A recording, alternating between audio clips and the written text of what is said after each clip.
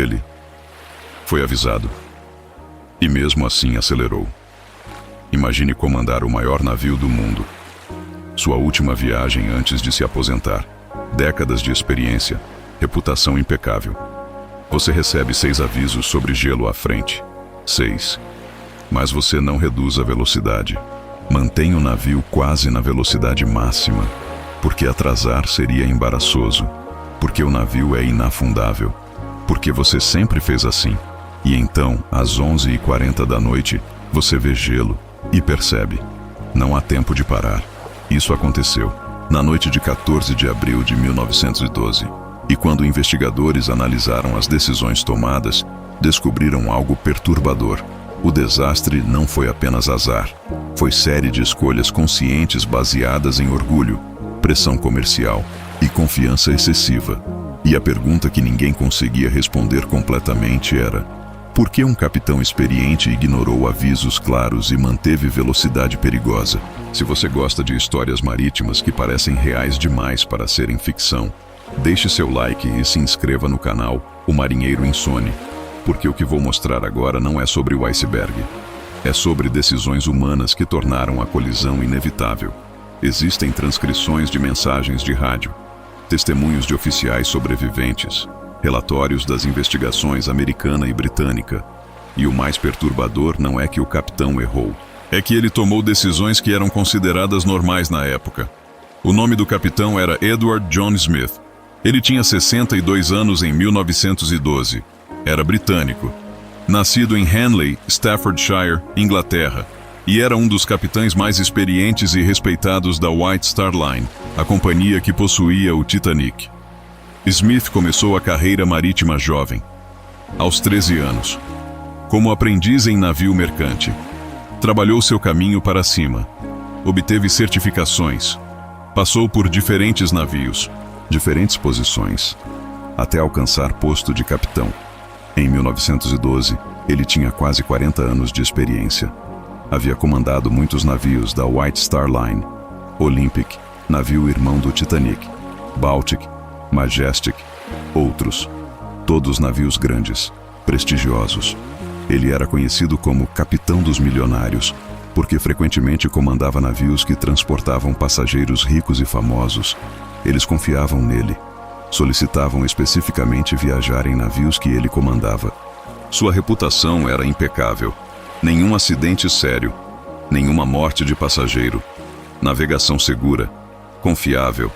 O Titanic era seu último comando. Ele planejava se aposentar após a viagem inaugural, encerrar carreira com o navio mais famoso do mundo. Era final perfeito. Mas havia pressão. Não apenas pressão pessoal, pressão comercial, expectativa pública. O Titanic era descrito como o maior, mais luxuoso, mais avançado navio já construído. A mídia estava obcecada. Jornais publicavam artigos diários, fotos, especificações técnicas. Era evento cultural, não apenas viagem marítima. A White Star Line queria viagem inaugural perfeita, sem atrasos, sem problemas. Chegada pontual em Nova York, manchetes positivas. Isso estabeleceria reputação, atrairia clientes ricos. E havia competição, não oficial, mas real. Outras companhias marítimas, especialmente Cunard Line, tinham navios que detinham Blue Ribbon, prêmio para a travessia transatlântica mais rápida. O Titanic não estava competindo oficialmente, mas havia pressão implícita para demonstrar velocidade e eficiência. O Titanic partiu de Southampton em 10 de abril de 1912. Fez paradas em Cherbourg, França, e Queenstown, Irlanda. Depois começou travessia transatlântica para Nova York. Durante os primeiros dias, a viagem foi tranquila. Mar calmo, tempo bom, nenhum problema técnico. O navio navegava bem. Passageiros estavam felizes. Tudo perfeito. No dia 13 de abril, o Titanic começou a receber mensagens de rádio de outros navios. Avisos sobre gelo, campos de gelo, icebergs na rota esperada. Na manhã do dia 14, mais avisos chegaram.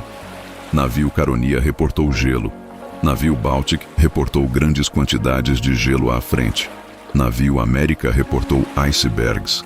Essas mensagens foram recebidas. Algumas foram entregues ao capitão Smith. Ele as leu. Ele sabia que havia gelo na área, mas ele não reduziu a velocidade significativamente. Por quê? Há várias teorias, nenhuma completamente satisfatória. Primeira teoria: era prática padrão na época. Capitães rotineiramente navegavam em áreas com gelo sem reduzir velocidade durante o dia. Apenas reduziam à noite ou em neblina. Mas se a noite estava clara, lua visível, mar calmo, confiavam que vigias conseguiriam avistar icebergs com tempo suficiente para manobrar. Segunda teoria: pressão comercial. Chegar atrasado seria embaraçoso. Mancharia a reputação da viagem inaugural. Capitão Smith pode ter sentido obrigação de manter cronograma. Terceira teoria: confiança excessiva no navio. O Titanic era descrito como praticamente inafundável. Tinha design com compartimentos estanques, portas automáticas que podiam ser fechadas da ponte. Teoricamente, podia sobreviver à colisão. Essa confiança pode ter criado falsa sensação de segurança. Quarta teoria: experiência do capitão. Smith havia navegado no Atlântico Norte dezenas de vezes. Havia passado por campos de gelo antes, sem problemas. Experiência passada pode ter criado complacência.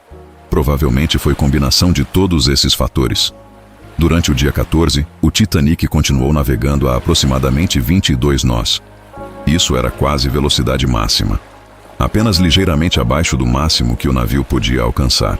Mais avisos de gelo chegaram durante a tarde. 6 no total. O último foi do navio Californian, às 11 da noite, dizendo que estavam parados, cercados por gelo. Mas esse aviso foi bruscamente dispensado pelo operador de rádio Jack Phillips, que estava ocupado processando mensagens de passageiros, e nunca foi entregue formalmente à ponte. Então o capitão Smith não teve conhecimento completo da proximidade imediata do gelo. Mas ele sabia que havia gelo na região geral. Às 11h40 da noite, os vigias Frederick Fleet e Reginald Lee, que estavam no Ninho de Corvo, torre de observação na proa, avistaram o iceberg diretamente à frente.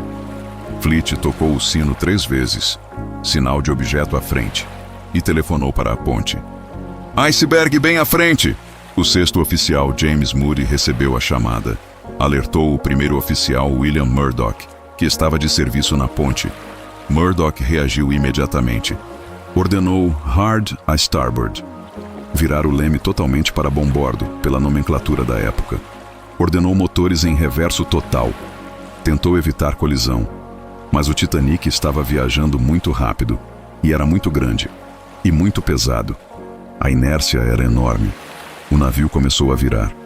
Lentamente, mas não rápido o suficiente. O iceberg estava próximo demais. O casco raspou no iceberg pelo lado direito, estibordo. A colisão durou aproximadamente 10 segundos. Não foi impacto violento. Muitos passageiros nem sentiram. Alguns ouviram raspagem.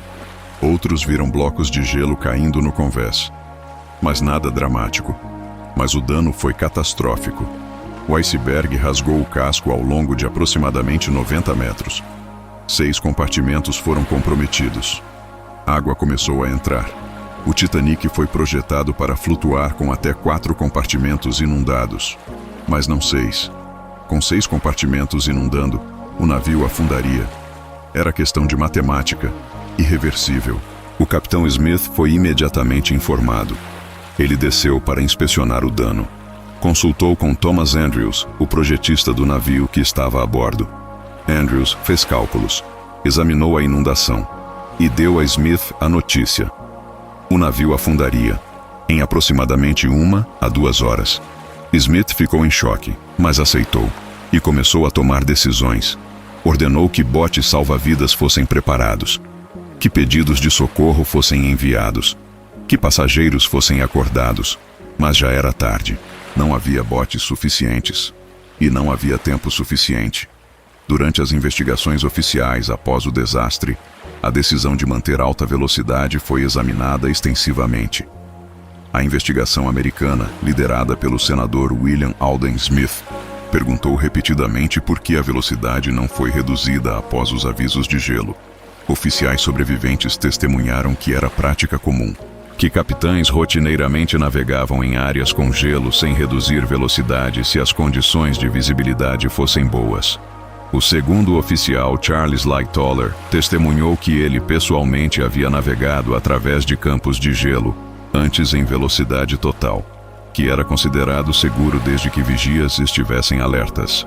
Mas a investigação britânica, liderada por Lord Mersey, foi mais crítica. Concluíram que manter alta velocidade em área conhecida por icebergs era imprudente, que o capitão Smith deveria ter reduzido. O relatório final britânico declarou: a velocidade era excessiva dada a presença conhecida de gelo na rota. Mas também reconheceram que Smith estava seguindo práticas comuns da época, que ele não estava sendo excepcionalmente negligente, apenas fazendo o que outros capitães faziam. Isso levanta a questão difícil: Smith estava errado? Ou o sistema estava errado? Se todos os capitães faziam assim, então culpar Smith individualmente é justo? Ou o problema era cultural, industrial? Após o Titanic, as práticas mudaram. Regulações foram implementadas exigindo redução de velocidade em áreas com gelo.